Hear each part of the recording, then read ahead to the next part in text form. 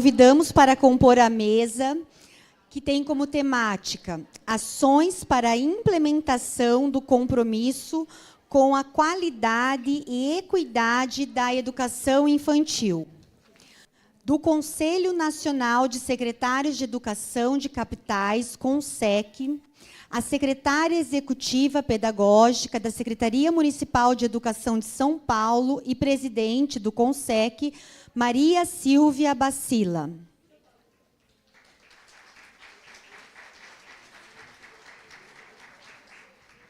Do Conselho Nacional de Secretários de Educação, com sede, Superintendência de Políticas Pedagógicas da Secretaria de Educação de Minas Gerais, Roseli Lúcia de Lima.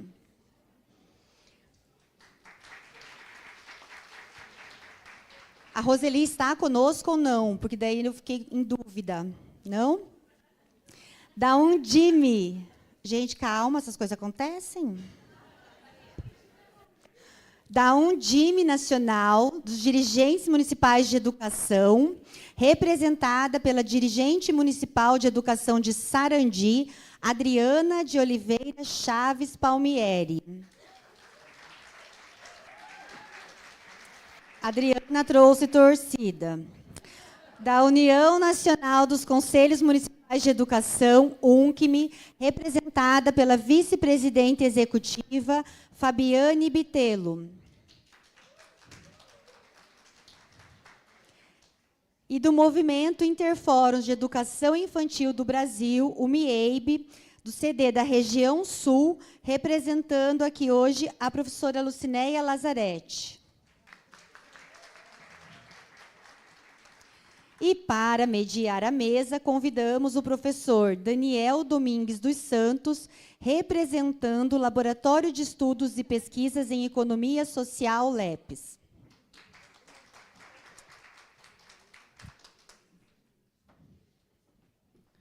Eu vou passar a palavra ao nosso mediador. Bom dia. Primeiramente, queria dizer que é uma honra estar aqui. Queria agradecer a professora Rita pelo convite.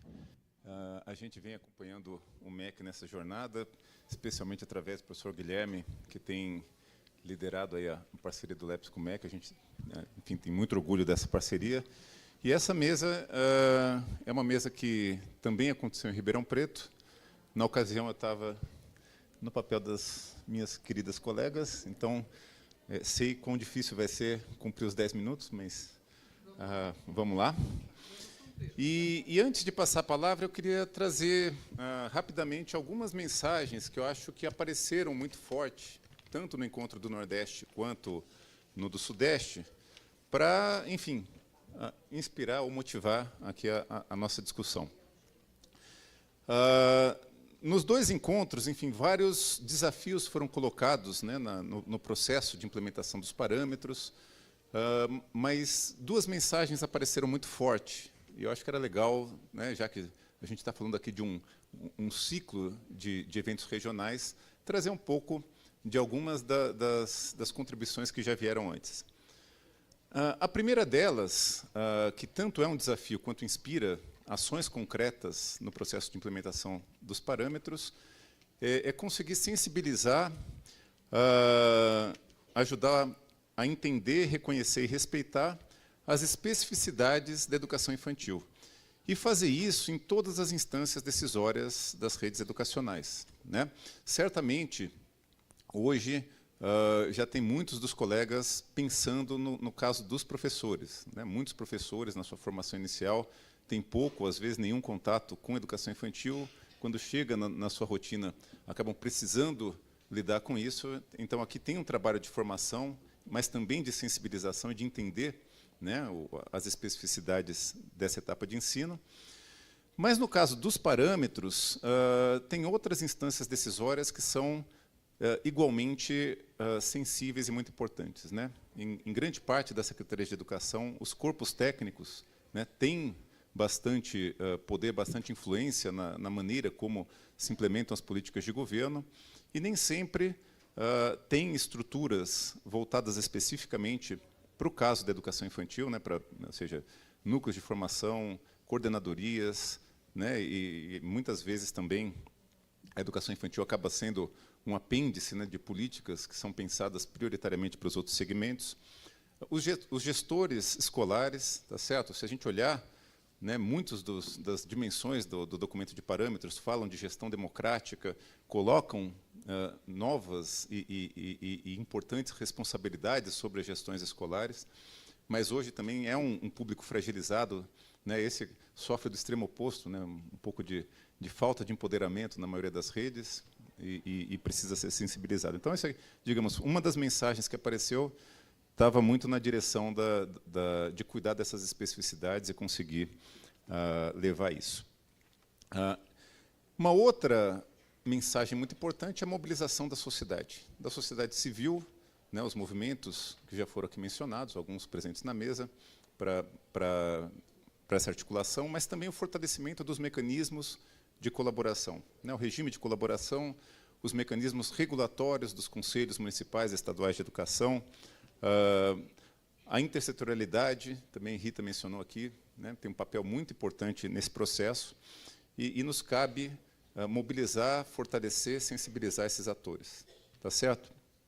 E, finalmente, foi muito dito também, né, ou talvez essa seja uma interpretação minha, que eu acho que esse documento ele avança em conceitos de qualidade que tem mensagens importantes até para além da própria educação infantil, né, ideias de respeito a direitos, de protagonismo, de interação dialógica. E se eles têm né, essa inovação paradigmática, que talvez para este público não seja tão inovação assim, porque é fruto de um amadurecimento de décadas, tá certo?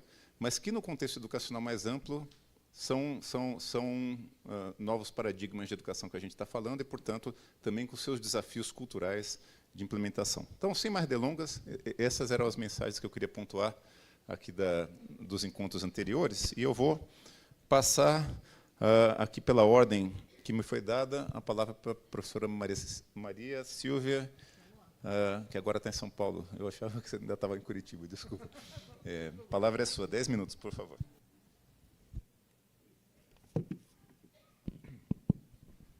Muito bem, então, dando continuidade, né, às nossas apresentações aqui. Tá bom o som? Tranquilo? Será que naquele microfone... Acho que sim. Melhor agora? Muito bom.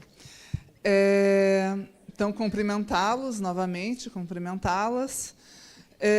Eu represento o nosso Conselho de Secretários de Educação das Capitais e, ao fazer uma escolha da fala para esse momento, né, eu resolvi escolher, então, falar da implementação dos parâmetros na cidade de São Paulo. Por quê?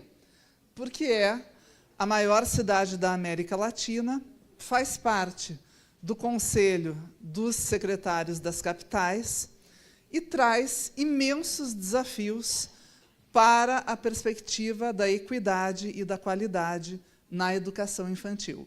Então, creio que falar dessa realidade, isso também pontua algumas questões para nós pensarmos na perspectiva desses parâmetros e nos desafios que nós temos na gestão pública para nós atendermos as nossas crianças da educação infantil. Então, esse foi o meu recorte para trazer aqui nessa exposição de 10 minutos. Então, antes de entrar especificamente nos indicadores de qualidade da educação infantil e historicizar um pouquinho isso em São Paulo, eu quero pavimentar a nossa rede de educação dessa cidade. Eu falo de 1.040.000 alunos, sendo que, desses 1.040.000 estudantes, eu tenho 561.000 crianças na educação infantil. Ou seja, mais da metade dessa rede ela atende à educação infantil. E eu acho isso muito importante pontuar aqui, porque isso é uma perspectiva de que esta imensa metrópole, que tem 12 milhões de habitantes, 1 milhão não, tem 12 milhões de habitantes e 1.521 quilômetros quadrados de extensão territorial, porque isso também é importante trazer aqui, né? É uma metrópole que conseguiu vencer a perspectiva da justiça social no atendimento a todos os bebês e crianças da educação infantil. Então, isso é fundamental trazer aqui. Todas as crianças, todos os bebês dessa imensa metrópole são atendidos por essa rede. Mas são várias políticas que são colocadas aqui para que todas essas crianças sejam atendidas. E essa matemática ela não é fácil. Então, vamos lá, como que elas são atendidas? Elas são atendidas em 3.191 unidades, sendo que 2.591 dessas unidades são unidades parceiras. E cerca de 600 dessas unidades são unidades próprias. Então, aqui, nós temos já uma questão que, muitas das vezes, elas não são bem vistas, porque queríamos nós, servidores públicos, que todas essas crianças fossem atendidas por unidades próprias das nossas grandes redes. Nós não venceríamos isso numa cidade como São Paulo. Nós teríamos nem 20% das nossas crianças atendidas. E teríamos um infortúnio em termos de crianças não atendidas e, sem dúvida, uma base aí da educação sem a perspectiva de uma perspectiva equânime e de uma perspectiva em que essas crianças pudessem ter toda uma lógica da segurança alimentar, da segurança psicológica, de um ambiente qualificado, para que elas possam passar, de um modo geral, elas ficam de 8 a 9 horas nas nossas unidades, ou mais até, nós sabemos disso, porque há muitas mães que combinam muitas coisas com as diretoras das unidades para que elas possam ir e vir dos seus trabalhos em segurança também, né? Então, por mais que tenham lá essas horas mínimas de atendimento, nós sabemos que essas horas são muito ampliadas nas nossas unidades, com vários combinados que são feitos, né? Bom, outra questão que eu trago aqui para vocês, porque eu sei, eu não estou na gestão há pouco tempo, e São Paulo equalizou isso de uma outra maneira. Mesmo com todas essas unidades, não existe uma perspectiva de atendimento em que nós tenhamos, em cidades tão grandes, eu poderia falar de Curitiba também, a perspectiva de atendermos essas crianças numa lógica de 2 quilômetros, ou, como nós atendemos em São Paulo, lá nós temos uma regra de 1,5 quilômetro de distância, como o máximo que uma mãe deve percorrer para levar a sua criança até uma unidade educacional, sendo que a regra é 2 quilômetros. Mas nós atendemos em São Paulo 1,5 quilômetro. Passou de 1,5 quilômetro, toda e qualquer mãe, pai, enfim, responsável, tem direito ao transporte escolar gratuito, ao TEG. Hoje nós temos 150 mil estudantes que usam o TEG, que é o transporte escolar gratuito, sendo que desses 150 mil estudantes, 20 mil são crianças de 0 a 3. Usam o TEG. Nós temos bebês transportados com o TEG, o transporte escolar gratuito, que nós chamamos de Baby Tag. Sem isso, nós não equalizaríamos a perspectiva dessa lógica de 1,5 quilômetro. Não tem como. Não há outra lógica para que você atenda essa perspectiva. E aí eu preciso dizer para vocês com muita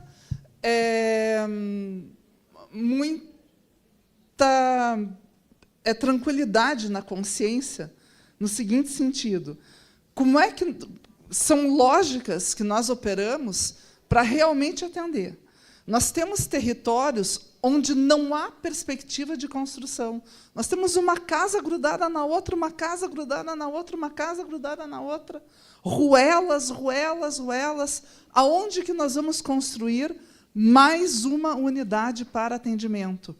Ou nós transportamos essas crianças e levamos com a máxima segurança e responsabilidade que podemos para essa unidade, ou não há a condição deste atendimento. Bom, acho que eu falei as questões básicas para que nós possamos garantir que essas 561 mil crianças estejam todas atendidas com todas as questões básicas e as melhores possíveis nessa maior cidade da América Latina, que é São Paulo, né? Bom, vamos lá. Com relação ao nosso documento, aonde que eu aperto aqui? Para onde que eu miro?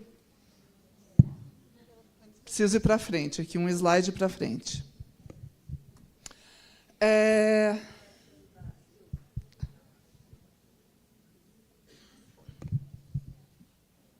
Um para frente. Ótimo. Bom, então, falando do nosso documento base, né, os indicadores de qualidade da educação infantil nacional, que a Rita falou da história de todos, mas pegamos ali a publicação entre 2008 e 2009. Esse documento vem embasar um grande estudo por essa rede paulistana, e, a partir desse grande estudo, nós vamos chegar, eu acho que aqui, vamos para frente, mais um, por favor, nessa perspectiva de um novo documento que vai buscar essa lógica de como nós poderíamos trabalhar com a lógica do planejamento institucional, com a multiplicidade de experiências e linguagens, com as interações, com a promoção da saúde, que é uma perspectiva intersetorial, e que essa intersetorialidade da educação infantil ela é um exemplo a ser seguido em todo o resto da educação, e acho que o ensino fundamental precisa aprender muito com essa perspectiva da educação infantil, com os espaços materiais e com os materiais e com os mobiliários, com a formação, com as condições de trabalho das professoras e demais profissionais, com a cooperação e troca com as famílias e participação na rede de proteção e, enfim, essas redes que estão aí em todas as nossas cidades, né? Vamos mais um slide, por favor. Bom, então, nós temos uma história para a publicação dos indicadores de qualidade da educação infantil paulistana, que começa em 2013, e aí, até que nós tivéssemos um trabalho coletivo com todos os segmentos, nós vamos ter a publicação em 2016. O próximo, por favor. E aí, temos esse documento orientador da rede, que são os indicadores de qualidade da educação infantil paulistana. A partir desse documento, e aqui é importante trazer, nós vamos ter, então, um documento que orienta essa perspectiva de como essas famílias devem trabalhar junto com as unidades, devem avaliar as unidades e fazer um trabalho parceiro em todas essas dimensões já conhecidas, nas 3.191 unidades. Em toda essa história, que ela percorre a educação paulistana, mas ela não incide somente em 600 unidades próprias, mas ela está presente nas unidades parceiras. Uma questão aí que envolve também esse cenário que é amplo, né? Nós temos 32 subprefeituras e 13 regionais de educação. Nessas 13 regionais de educação, há 500 supervisores responsáveis também por fazer acontecer esse trabalho, tanto nas unidades próprias quanto nas unidades parceiras. Então, quando nós temos aquele dia pontual, né, em que nós vamos trabalhar os parâmetros indicadores de qualidade nas unidades, com a presença das famílias, isto posto em calendário, é posto em calendário para todos.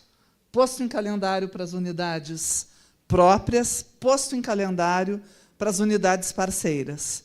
As questões que advêm destas avaliações, elas são colocadas na perspectiva do que isso reverbera em planejamento pedagógico, em planejamento de gestão, seja para as unidades próprias, seja para as unidades parceiras.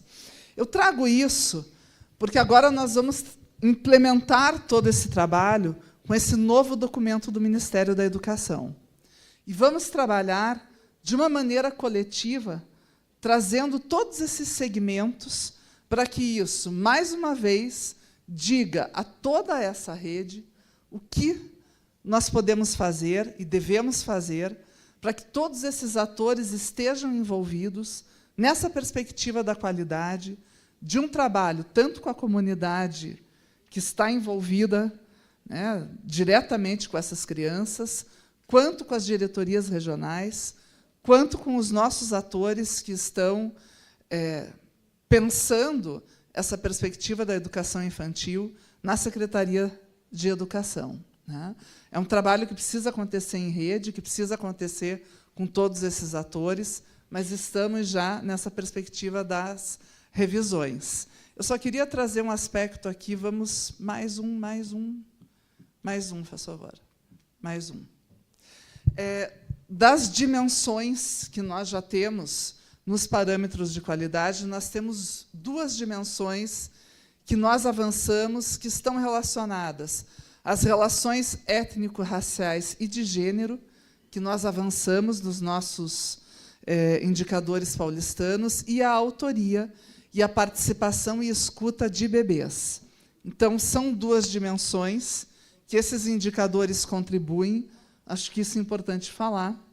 E é importante também falar numa parceria que nós estamos com a Fundação Carlos Chagas, para que nós possamos avançar, e você já participou de uma reunião dessas, para que nós possamos avançar com o que é um grande desafio, que é a avaliação na educação infantil. Então, essa grande rede paulistana está trabalhando com essa perspectiva da avaliação, Rita, enfim, todos vocês, com a Eliane Bering, para que nós possamos dar visibilidade a esse processo da avaliação na educação infantil. E eu faço aqui esse convite para que todos aqueles que estejam interessados se tornem nossos parceiros nesse grande estudo, em que essa rede se coloca nessa perspectiva de um grande estudo, e para que isso se torne um referencial para as nossas redes, e que, enfim, possamos avançar nessa temática. Acho que isso era o meu recado da educação infantil e de toda essa trajetória que nós estamos vivendo, e quando nós damos esse acesso e damos essa visibilidade, esse respeito à educação infantil, a educação deixa de ser uma promessa e passa a ser uma realidade. Muito obrigada.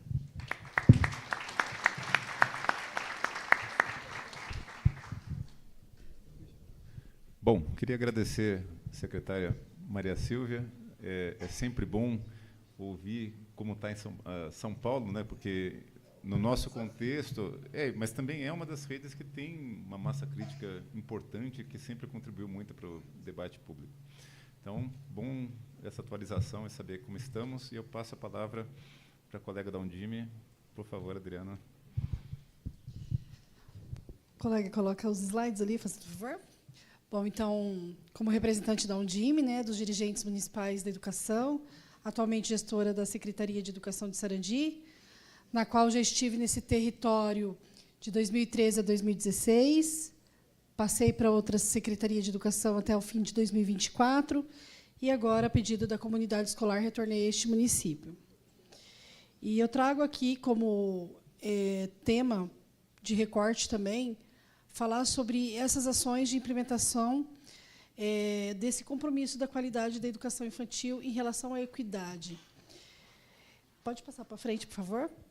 Quando a gente coloca algumas palavrinhas-chave, e aí eu não vou me atentar a algumas questões específicas de autores, mas eu vou trazer aqui alguns elementos para que a gente faça, de fato, uma ação efetiva enquanto dirigente municipal, enquanto rede de ensino, que é o papel que me cabe aqui.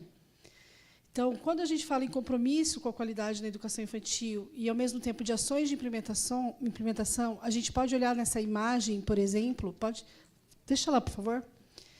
Ao redor dessas crianças, carteiras e cadeiras, numa turma de infantil 4, infantil 5, que é proporcionada junto ao nosso sistema através do FNDE pelo MEC. Eu saio de uma rede em 2016, onde a gente não tinha praticamente TV em salas de aula, que a gente não tinha cadeiras e carteiras, e eu volto com esse desafio: desencadeirar as crianças, vou dizer nessa linguagem. Desemparedar, desencadeirar, as palavras aí a gente pode contextualizar com vocês. E trabalhar com a ação de implementação de uma política pública é trabalhar, sim, quando a professora Maria Silvia fala, do gestor. Qual ação e qual política pública? O que está norteando isso? Porque a gente tem a Constituição Federal. E aí, pode passar. Quando a gente coloca algumas palavrinhas-chave que depende e muito da nossa atuação como gestor, a gente tem que pensar na perspectiva de uma educação como direito. E aí a professora Maria Silvia trouxe algo que é muito angustiante, porque a gente foi colega e vizinha aqui. Quando a gente fala em... Pode passar. De garantia de acesso, estive aqui na região metropolitana de Curitiba, na cidade de Araucária, que de extensão territorial é o mesmo tamanho de Curitiba. Só que é uma cidade que não teve as mesmas características, porque é uma cidade vizinha, metrópole. E tem a maior arrecadação. E, nesse contexto, a gente tinha um divisor de águas, muitas escolas rurais.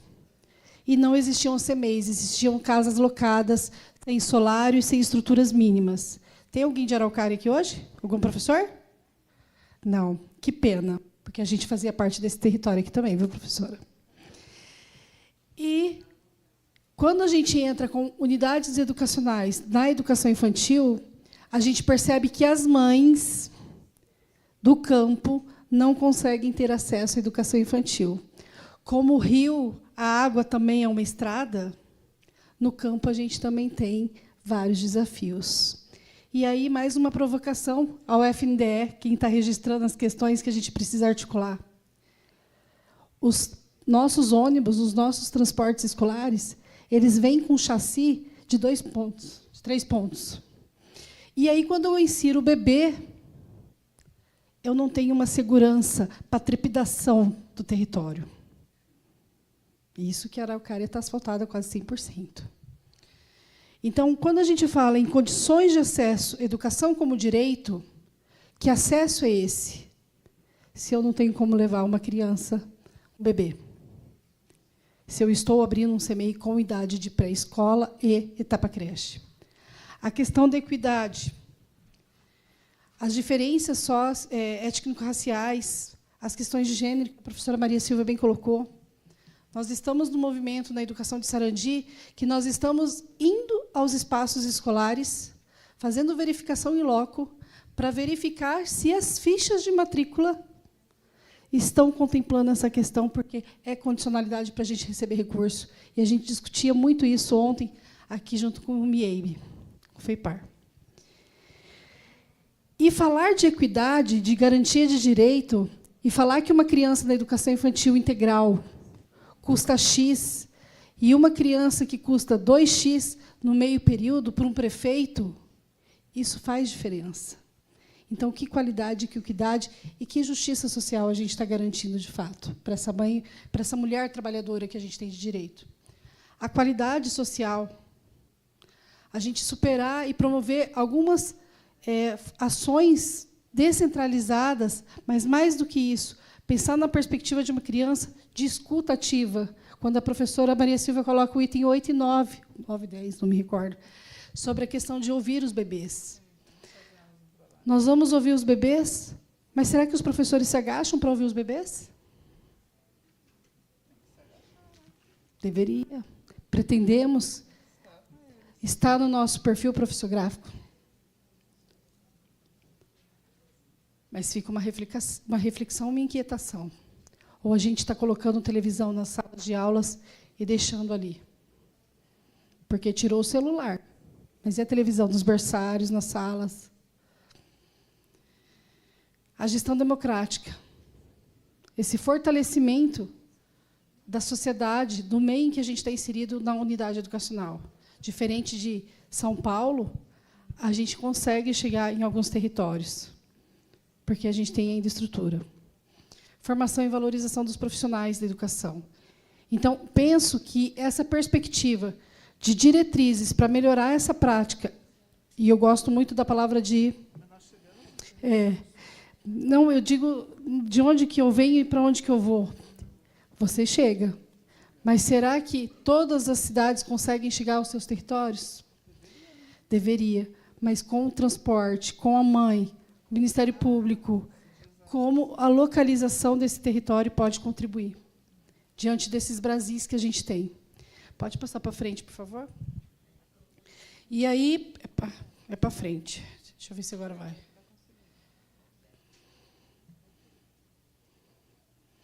Não vai comigo, não vai comigo. Aí, pode ficar aí. Então, eu gosto muito da palavra proposta. Eu deixei prática, porque no documento ele fala muito em prática, né? Mas eu gosto muito mais de proposta. A gente precisa pensar numa... tirar da gaveta o nosso projeto político-pedagógico, o nosso regimento escolar, pertencer a esse espaço escolar junto às nossas famílias, que eles façam parte desse cotidiano, e que essa identidade étnico-racial ela esteja presente, porque a principal função nossa, enquanto gestor, é fazer com que essa criança se identifique como um sujeito, um agente social, um ator social, uma pessoa de uma política pública. E pensar nisso é pensar nesse vínculo com a comunidade escolar. Pode passar para frente. E aí eu trago ali alguns elementos, pode passar para frente, para a gente não focar no nosso recorte. Algumas imagens, pode passar, de crianças. Hoje, a tecnologia, existe um grande mercado nas nossas vidas como dirigentes municipais. Sejam eles por materiais impressos, sejam por livros didáticos, sejam por atividades impressas, que os nossos professores gostam muito, porque a gente discute uma pedagogia histórico-crítica, mas, a hora que fecha a porta, eu estou na televisão. Né? Então, que qualidade é essa, de fato? E essa universalização do acesso e permanência com permanência é também olhar para essa criança que, às vezes, a mãe não tem tempo nem de olhar a cabecinha que está com o piolho. E eu estou trazendo aqui elementos do chão da sala de aula. De vigilância sanitária, que o chão não é térmico, porque nós temos muitas e muitas unidades educacionais, a exemplo do que foi colocado... Não, está terminando já. Os programas da Pró-Infância, as estruturas, que já foi bem dito aqui também. Não falo só de carteiras e cadeiras, mas eu falo também, como alguém falou aqui já pela manhã, sobre a questão do nanismo. Mas a gente tem muitas crianças hoje com várias comorbidades e que a gente não tem nem carteira apropriada para elas. Então, trazer esses relatos é trazer, de fato, uma equidade. Porque, senão, a gente não está dando equidade, a gente só está falando da boca para fora. Pode passar para frente. Então, a gestão democrática e participativa, para mim, isso é avaliação, prof. Lazarete. O que é avaliação na educação infantil? Não é ver se a criança está no pré-alfabético, silábico alfabético, na garatuja. Para mim, é ver se nós, enquanto gestores, mesmo com todas as condicionalidades que estão sendo impostas, inclusive pelo próprio Pró-Infância, porque as nossas estruturas não são adequadas, inclusive pelos órgãos que fiscalizam, o Tribunal de Contas. Biblioteca no CEMEIS. TAC com biblioteca no CEMEIS. A gente Tem que ter espaços brincantes para desemparedar, espaços de natureza. Biblioteca é legal. Mas exigindo um TAC que tenha Barça na educação infantil, eu acho um pouco demais. Acredite se quiser. Em Sarandi tem. Isso, gente, é muito sério. Que Brasis que a gente tem, o que a gente precisa dizer na educação infantil? Acredite se quiser. Então, você voltar para um território desse, Maria Silvia, daqui uns dias você está voltando para Curitiba também. Mas poderá ter. Acredite se quiser que acontecem umas coisas de outro mundo. Pensar no que me inquieta. O brilho da criança, o brilho no olhar. Não, tem TAC para isso. Então, assim, gente, o que eu quero dizer é assim, não fiquem no lugar de vocês.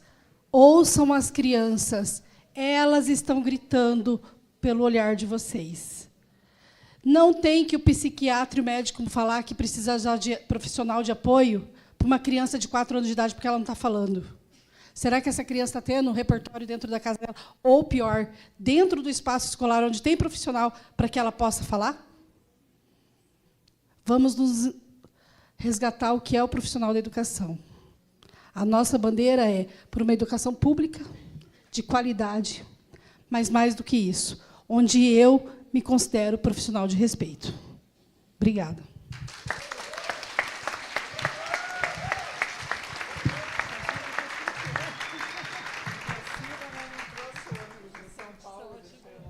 Obrigado, Adriana.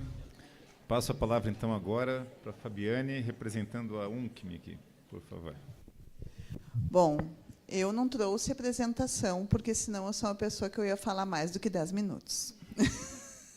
Então, para cumprir o tempo, né, assim como as gurias cumpriram aqui, primeiro eu queria dizer quem é a UNCM. Eu acho que para muitos, para que vocês possam entender, é a entidade que congrega os conselhos municipais de educação.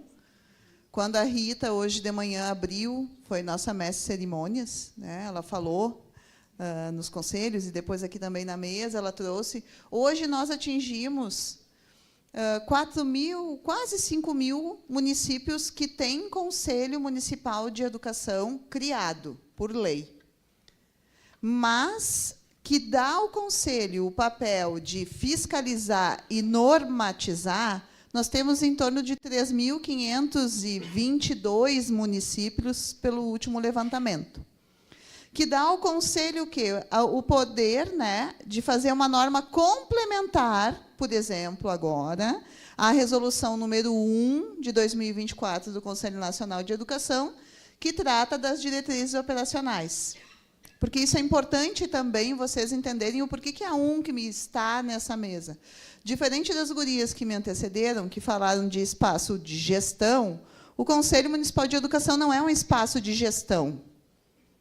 Ele é um espaço propositivo, ele é um espaço fiscalizador, mas ele, acima de tudo, ele tem o poder de norma complementar. Ele vai complementar agora o que o Conselho Nacional de Educação falou sobre os parâmetros, sobre as diretrizes operacionais. Então, cabe a este conselho.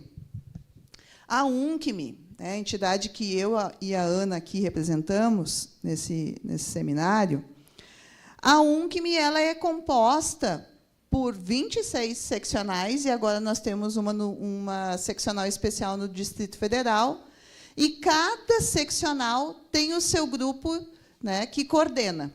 E, dentro da UNCM, nós temos uma diretoria chamada Diretoria Nacional de Legislação e Normas. Por que eu estou explicando esse passo a passo? Para que vocês possam entender hoje, né, que é a professora Darlise Unino, que é de Santa Catarina, ela já montou um grupo de trabalho com os 26 diretores estaduais para respeitar os territórios, porque nós não teremos como fazer uma única indicação do que olhar para os parâmetros, né, porque a maioria dos conselhos nos pede qual é o modelo de resolução para fazer. Não vai ter um modelo para os parâmetros, gente. porque depende do território, depende das crianças que compõem aquele território. Mas a UNCM, nessa perspectiva, nós esse grupo de trabalho já está organizado, já começou a trabalhar, e ele tem como estratégias escutar os territórios. É o primeiro ponto. E escutar o território não é ouvir apenas o professor ou o diretor da escola. A provocação que a UNCM fará para todas as 26 seccionais e também para o DF é que escutem as crianças e as suas famílias. Porque nós também precisamos ouvir aquelas famílias que as suas crianças também não estão na escola. Porque também é um compromisso do Conselho Municipal de Educação provocar a gestão para esse processo de uma maior possibilidade de atendimento, porque todas as crianças têm o direito constitucional ao acesso à escola, ela sendo vulnerável ou não. Mas as crianças mais vulneráveis são as que menos frequentam a escola, são as famílias que menos judicializam vaga para entrar para a escola de educação infantil. E são as que mais precisam. Quando a família ouve o seu primeiro não, dificilmente ela vai voltar. Ela volta só no próximo ano para conseguir a vaga. Não é porque ela não tem interesse, é porque ela não tem o entendimento do direito que o filho dela e a filha dela têm a essa vaga na escola. Então, a partir dessa escuta, nós vamos organizar algumas propostas, observando os territórios. Nós não podemos pegar a região sul e a região norte e dizer que vocês vão fazer o mesmo movimento nas duas regiões, porque são muito distintas. E aqui está Dom Pedrito, né? A Cleidir, lá de Dom Pedrito, que é professora de escola rural. Acabei de conhecê-la, compartilhamos o mate. Né? Mas justamente de poder ouvir cada território, e esse é o trabalho do Conselho Municipal de Educação. Por isso, a importância do sistema de ensino, porque o Conselho vai poder ouvir o seu território e pensar o que mais fica adequado dentro da sua perspectiva. E a ideia é que nós tenhamos normas, pontos principais, para 5 regiões do país, respeitando a sua territorialidade, as suas particularidades. Né, que tu trouxe para nós. É Daniel, né? Isso. Certo? Nós estamos organizando esse documento pensando, primeiramente, em conceitos. Isso não precisa. Precisa. Precisamos discutir o que é criança, o que é o bebê, certo? Quem é o professor na educação infantil. E os nossos territórios têm auxiliar de apoio, tem uma nomenclatura gigantesca para aqueles profissionais que acompanham dentro da sala referência, inclusive discutir o conceito de sala referência, porque isso também é importante, né? Para que a gente também saiba quem são esses profissionais que atuam conjuntamente com os professores. E que, quando o professor está de atestado, ele falta à escola, quem fica com as crianças? Esse auxiliar de apoio, que, na maioria das vezes, não tem nem o ensino fundamental. E isso a gente precisa discutir. E isso nós precisamos, enquanto conselhos municipais de educação, discutir com vocês que estão em sala de aula, que estão nas salas referências dentro das unidades de educação infantil. Essa é a diferença de um sistema municipal. O Conselho Estadual, por mais boa vontade que tenha, não vai conseguir ouvir todos os territórios, respeitando as suas particularidades. Quando a gente olha uma norma do Conselho Nacional, nós vamos observar que ela é a mais abrangente possível, porque ela tem que caber em qualquer corpinho.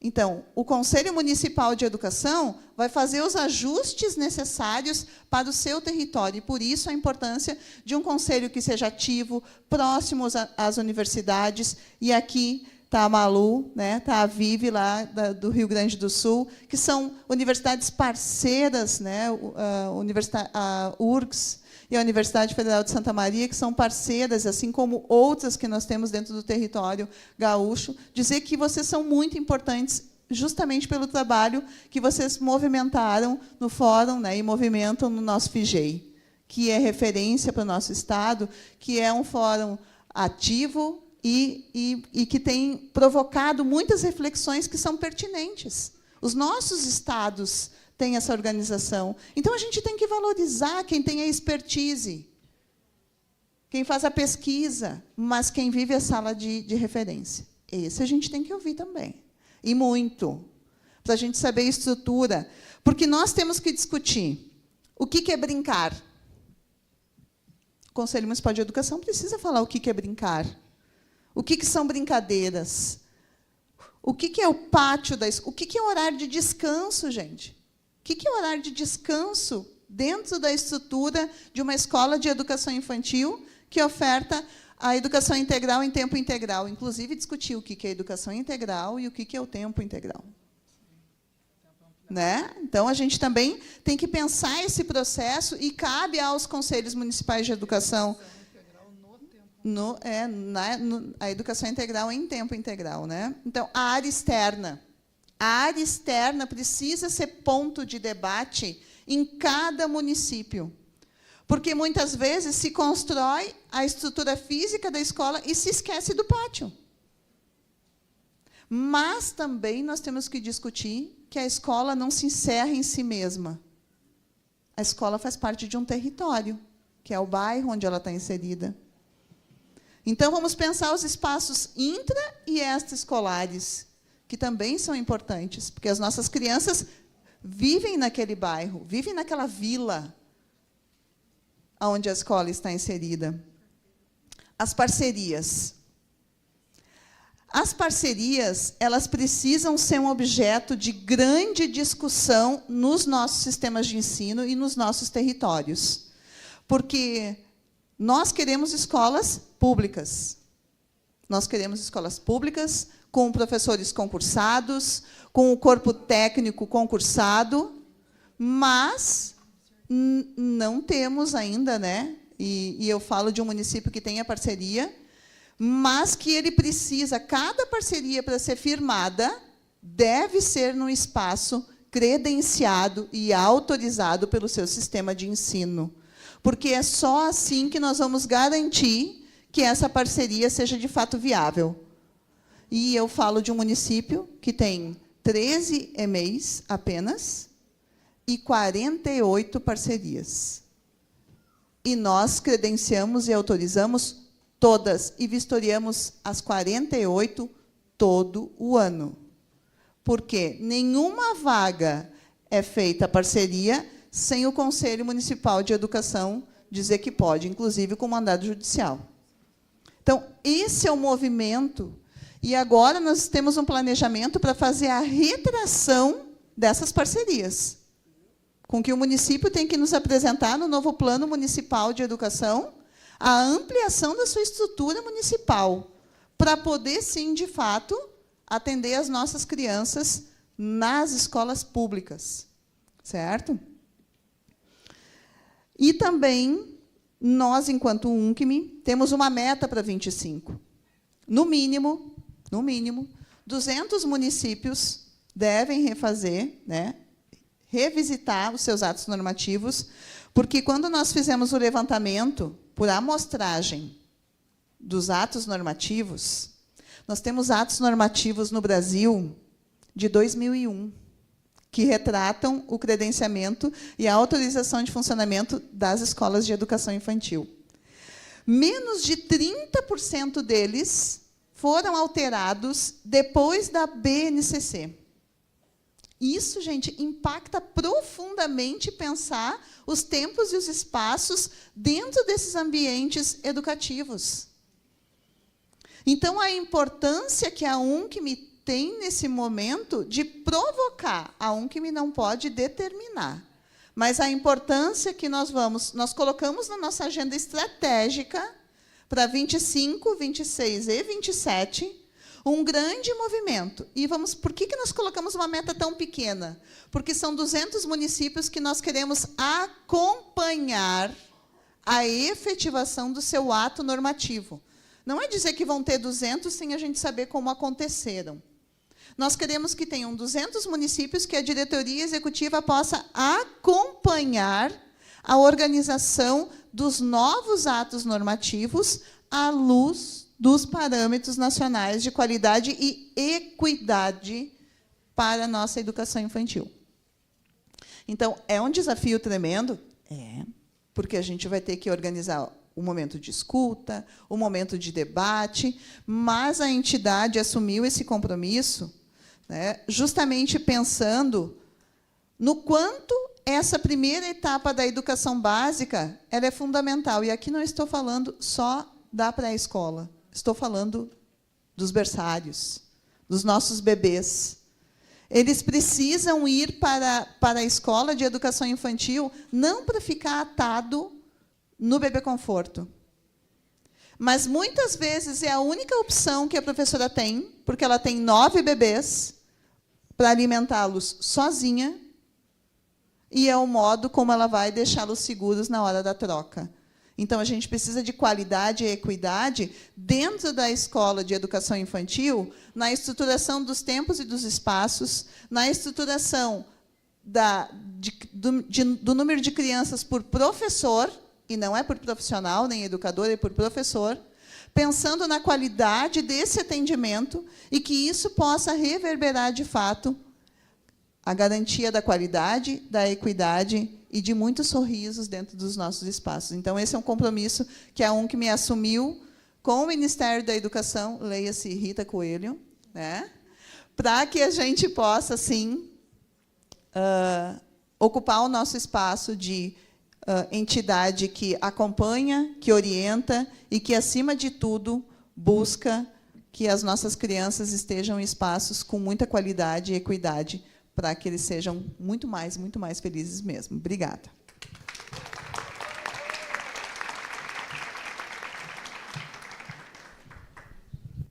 E agora, para a gente já ir para a última etapa da nossa conversa, passo a palavra, então, para a professora Lucinéia, representando o MIEB, por favor. Obrigada. Bom dia à mesa, que aqui me acompanha, minhas colegas. Bom dia, Daniel. Eu gostaria de dizer bom dia, MIEB, porque somos todos MIEB. Né? E eu gostaria de encerrar essa mesa dizendo que eu estou representando vocês aqui. Né? E dizer que o desafio que está sendo colocado por todos é nosso. Não é de uma entidade, não é de uma instituição, mas é um desafio nosso. Né? Então, a minha fala vai ser para encerrar, mas também para convidar vocês a participarem de todos esses movimentos, dessas ações que vão visar a implementação desse compromisso com a qualidade e a equidade na educação infantil. Os nossos desafios são gigantes. Né? Como o Daniel apresentou 3 no início, eu vou dizer que nós temos muito mais que podem ser sistematizados à medida em que a gente vai avançando nesse problema. Então, eu estou representando o MIEB, o Movimento Interfóruns de Educação Infantil do Brasil, e é muito importante que cada um de nós aqui conheça esse movimento social, que tem uma trajetória, como bem a professora Maria do Socorro anunciou pela manhã, e que, nesse movimento, estamos sempre nos refazendo, brigando, pleiteando, e que temos uma trajetória que busca ocupar esses lugares de diálogo com a Undime, com a UNCME, como parceiros, e que nos coloca no desafio aí de estar juntos pensando a educação infantil. E, nessa direção, que não está passando, acho que o problema está com o... Poderia passar, por favor, o slide? Acho que existem algumas coisas que o MIEB coloca que são inegociáveis, que são as concepções que balizam os nossos compromissos e os nossos princípios. Então, em toda discussão, em todas as questões que precisam ser conversadas, dialogadas na educação infantil, precisamos do MIEB lá, dos movimentos sociais lá, para que a gente não negocie as nossas concepções.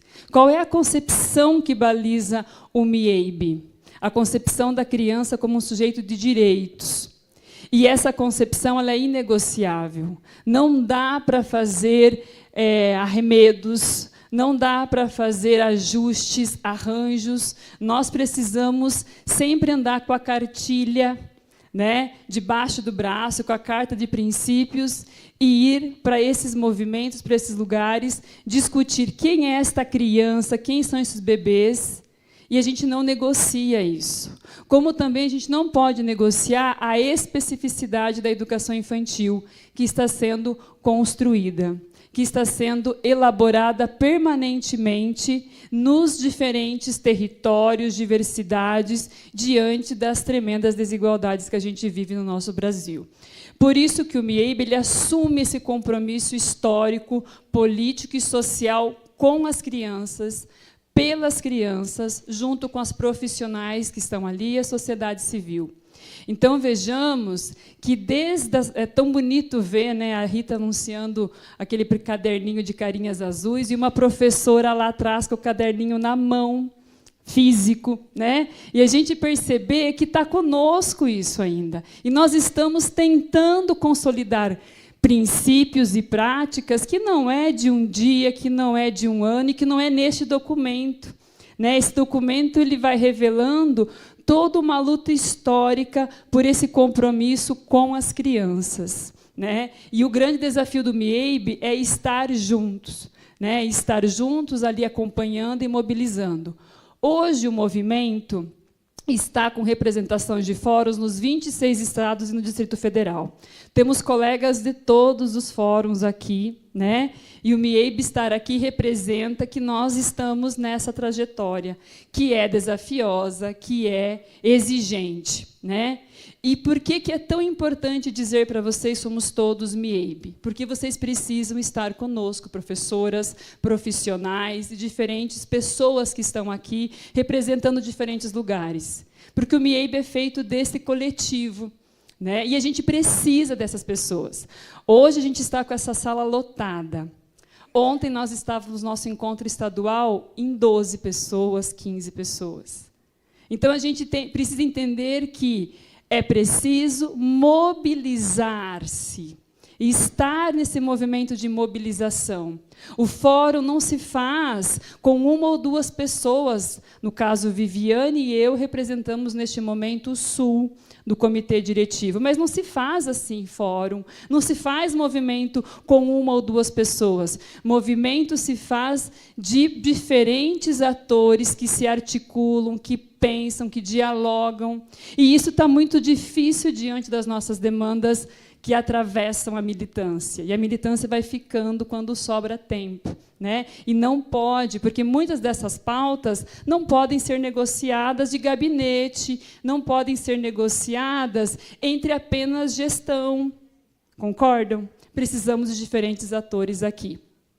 E, nesse sentido, também convido vocês a conhecerem a nossa carta de princípios, como também um histórico dos nossos encontros que estão sistematizados nas cartas compromisso, nas cartas de cada encontro nacional, regional, né? E que ali a gente vai tentando demarcar o nosso lugar social, como um movimento social que pauta, sim, as crianças e as infâncias, e que essa pauta ela é inegociável, e que a gente não pode deixar de lutar por isso. Pode seguir, por favor. Bom, e aí considero que o MIEIB tem uma trajetória extensa, que não precisa nem ser anunciada, mas apenas citada, de quanto que ele vem acompanhando desde a década de 80, e eu diria antes, né, as diferentes questões que vieram atravessando o direito das crianças, né? E quanto que essas conquistas que nós temos hoje vieram desses atores que participaram desse lugar social. Pode passar, por favor? E, nesse sentido, quais seriam as contribuições do MIEIB para pensar os parâmetros de qualidade e equidade na educação infantil, né? É muito importante que a gente participe dos debates, das reuniões, desses seminários, que a gente consiga uma ampla mobilização para compreender que parâmetros são esses, que eixos são esses, e o que a gente precisa lutar dentro desses eixos, dessas dimensões que vão constituindo aí os parâmetros. O que está sendo negociado, discutido, e o que não pode ser negociado ali dentro, né? E como que a gente vai acompanhar isso, né? E como que nós, MIEIB, vamos acompanhar tudo isso? Qual vai ser o nosso lugar como atores sociais de movimentos sociais? Onde a gente vai estar diante desse movimento que busca implementar, quando vem os documentos, quando vem aí esses diferentes espaços? Então, eu gostaria de solicitar que passe também, considerando aí os nossos desafios diante, né, dessa conjuntura, desses desafios, né, anunciados e de outros que serão anunciados e ainda estão anunciados. E o desafio é o desafio da mobilização política, dessa mobilização dos fóruns, que as pessoas sintam-se convocadas a estar conosco, provocadas a construir essa política, a que ela, de fato, ganhe o chão da escola. A gente precisa estar ali. Quanto mais pessoas engajadas estarem conosco, mais isso chega na escola. Acontece os parâmetros lá com as crianças, que são os nossos principais sujeitos de todo esse debate. E, nesse sentido, gostaria de convidar as instituições que estão aqui, como as outras, que sejam nossos atores de interlocução, e nós gostaríamos de ser atores de interlocução com vocês, né? Porque entendemos que estar com a Undime, com a UNCM, com as universidades, com as secretarias, com os conselhos, é uma forma de a gente conseguir alcançar esses espaços de implementação, de articulação, e que o MIEIB consiga estar ali, estando como um movimento social que tem uma trajetória e que tem um movimento que precisa ser efetivado e ser ouvido, né, e colocado em pauta as questões que nos atravessam. O movimento ele tem feito vários esforços, né, a poucas mãos, mas, ao mesmo tempo, a muitas mãos, porque entendemos que é nesse movimento de mobilização, de articulação, que a gente está tentando fomentar discussões. Fizemos a primeira live do MIEIB essa semana, no dia 8, com a presença da professora Rita, que, ao vivo, estavam com mais de 800 pessoas participando, e, até ontem, tinha mais de 4.000 visualizações na live. Isso significa que há um engajamento social e político de pessoas querendo pensar a educação infantil, pensar essa qualidade da educação infantil. Então, o nosso maior desafio é fomentar as discussões, mobilizar, instrumentalizar como condição, né, para que a gente ganhe, né, esses espaços e essas disputas. Então, nesse sentido, considero que é necessário que a gente ocupe esses lugares, né? O movimento social está há mais de 3 décadas em movimento nos diferentes lugares do Brasil, e a gente precisa ocupar. Por isso, professoras, professores, estudantes, instituições que estão aqui, estejam conosco nesse movimento. Procurem saber quem somos. Poderia passar, por favor, 2 slides, mais um. Nós estamos aqui, temos esse e-mail, que é uma forma de vocês conhecerem as nossas cartas, os nossos princípios, quem somos, né? E, nesse movimento, tentar estar nos seus fóruns regionais, né, junto com os locais, e se articularem. Nós não podemos continuar nos encontrando em poucas pessoas para discutir e, muitas das vezes, para ouvir. Todos precisam participar, fomentar, trazer esse debate. Porque eu gostaria de dizer, o MIEIB ainda está aqui, ainda estamos aqui, e continuaremos aqui, garantindo o direito de todas as crianças a uma educação pública, gratuita, laica e equitativa para todas. Muito obrigada pela escuta rápida e deixo o convite para a frente. Pontual. Bom, queria agradecer às 4 participantes pelas falas belíssimas aqui. Acabamos conseguindo mais ou menos cumprir o nosso tempo. Queria deixar um registro. Eu acho que algumas das mensagens elas são reforçadas cada vez que a gente ouve diferentes vozes, mas talvez esse encontro aqui tenha me marcado especialmente pelo reforço da importância de ouvir as crianças, né? Isso eu acho que foi algo que a gente já ouviu antes, mas aqui tem sido, né, uma fala recorrente, de considerar a territorialidade, considerar as diferentes infâncias. Essa é outra marca, né, desse nosso diálogo.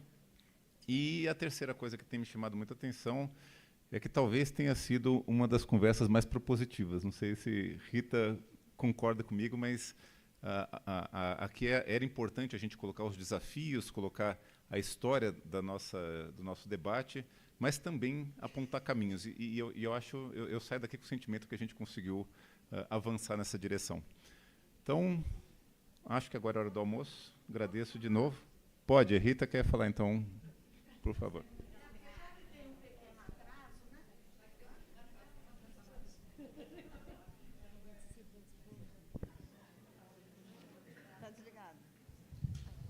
Muito obrigada. Eu concordo com essa avaliação do Daniel. É visível, para quem participou de Fortaleza, de Ribeirão Preto, o avanço, a qualidade, né, das nossas posições. Mas eu queria destacar duas questões. Primeiro, eu acho muito importante a questão da mobilização. E isso está crescendo. Quem foi em Fortaleza está vendo. Quem foi em Ribeirão Preto está vendo. Mas, nesta mesa, eu sinto falta, em vez depois de eu ligar para cada uma dessas entidades, eu vou aproveitar aqui e já falar com as que estão presentes, de um posicionamento da direção da entidade. Que vocês convoquem para mobilização, excelente. Mas os parâmetros têm posições bastante complexas. Qual é a posição da direção nacional da Undime sobre o profissional da educação infantil? Qual é a posição sobre o número de crianças por turma? Qual é a posição? Porque vocês têm poder para isso. Tá? Qual é a posição sobre a avaliação? Inclusive, eu acho que no próximo evento nós temos que ter, Daniel, um debate sobre avaliação. Tá? E acho que o LEPS está convidado como uma das entidades que pode representar esse debate. Aqui são entidades, não é?